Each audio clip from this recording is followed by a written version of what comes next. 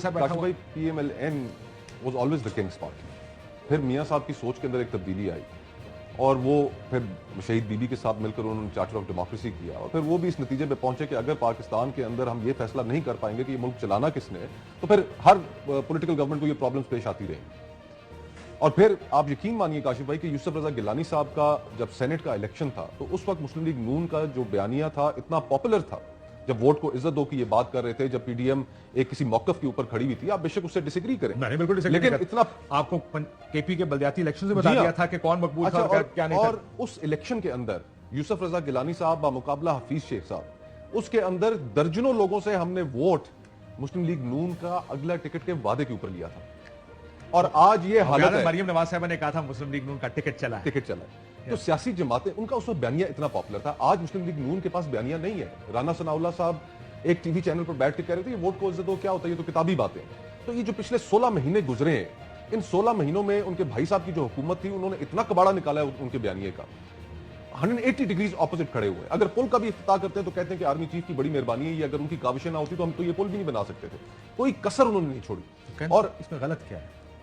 गलत देखिए काशिफ भाई, एक आइन के तहत उसके एक दो क्लॉजेज हैं, शिके हैं। अच्छा, फिर मैं पूछूंगा कौन सा आइन आप फिर हंसेंगे, मैं कहूंगा कौन सा आइन आप फिर हंसेंगे कि हमने खुद अपने हाथों से उस मुल्क को एक बनाना रिपब्लिक बना लिया है। दुख होता है उस चीज पे क्योंकि मुल्क हमारा अपना है, जिनका ये काम है। और इस वक्त जिन चैलेंजेस से हम गुजर रहे हैं, स्पेशली जो सबसे बड़ा चैलेंज है दहशतगर्दी का, मैंने अगर किसी आर्मी चीफ की कारकर्दगी को जांचना है तो मैं उसको उस कारकर्दगी के ऊपर जांचूंगा कि यार इसने मेरे मुल्क को महफूज बनाने के लिए क्या किरदार अदा किया। पहली चीज वो होगी, ये नहीं होगी कि वो पुलों के अंदर उनका कोई किरदार है या SIFC के नाम से जो एक ये बनी है कमेटी कि वो मुल्क के अंदर इन्वेस्टमेंट्स लेके आ रहे हैं। बिलाशुबा वो नेक नीति से ये काम कर रहे होंगे, मुल्क एक क्राइसिस से गुजर रहा है, लेकिन उनका ये काम नहीं है। ये भी देखें कि जरदारी साहब क्या कहते हैं, मईशत पहले मुल्क को देखा जाएगा। तो ये हमारा वो नहीं कह रहा, हर सियासतदान बढ़ चढ़ के यही बात कह रहा है कि हाँ जी वो कर लें, पहले काशिफ भाई देखी यहाँ पर सिर्फ और सिर्फ इस वक्त सियासत ये रह गई है कि हमारी कबूलियत हो जाए। और अगर आज जिन सियासी प्लेयर्स की कबूलियत है तो दूसरे को ये एतराज है कि इनकी क्यों है और मेरी क्यों नहीं है। अनफॉर्चुनेटली हमारी सियासत यहाँ पर आकर खड़ी हो गई है, हमारा आवे का आवा बिगड़ा है। भी आप सियासी जमातों की बात कर रहे थे, मैं तो आपसे बसद एहतराम इख्तलाफ करता हूँ कि इस मुल्क में सियासी जमात है कौन सी है, तो सियासी कबीले कि कबीले के सरदार ने, चौधरी ने, खान ने, वडेरे ने बैठकर जो फैसला कर दिया तो वो फैसला साहब उसको उसके ऊपर मानना पड़ता ना जी। मसला ये कि आपने सियासी निजाम ऐसा बना दिया है, पॉलिटिकल पार्टीज का स्ट्रक्चर ऐसा बन गया है कि जिसमें काशिफ भाई leader is like the almighty. हमने सियासी पार्टीज ने खुद लोकल गवर्नमेंट सिस्टम उसको बंद करके रखा। क्यों कर लेकर आए, क्यों लेकर आए? वो नस्ली है, वहां से नए लोग निकलेंगे। MNA MPA को मैं दूंगा तो हमारा सारी सूरत हाल में मियां नवाज शरीफ साहब अगर ये समझकर वापस आ रहे हैं इस मुल्क में कि जी उन्होंने मसाइल का हल करना है और लोग उन्हें बड़ा एक पुरतकाब इस्तकबाल करेंगे और बड़ी आपको क्या लगता है? लेकिन द पॉइंट इज कि इस वक्त जो लोगों की हालत है, हम बाहर सड़कों पर निकले तो सही लोगों से आप जो लोगों के शॉट्स लेते हैं वो आप टीवी पे चला नहीं सकते कि लोग जिस कदर गुस्से का इजहार कर रहे हैं। तो ये अगर समझते हैं कि ये 16 महीने का जो बैगेज है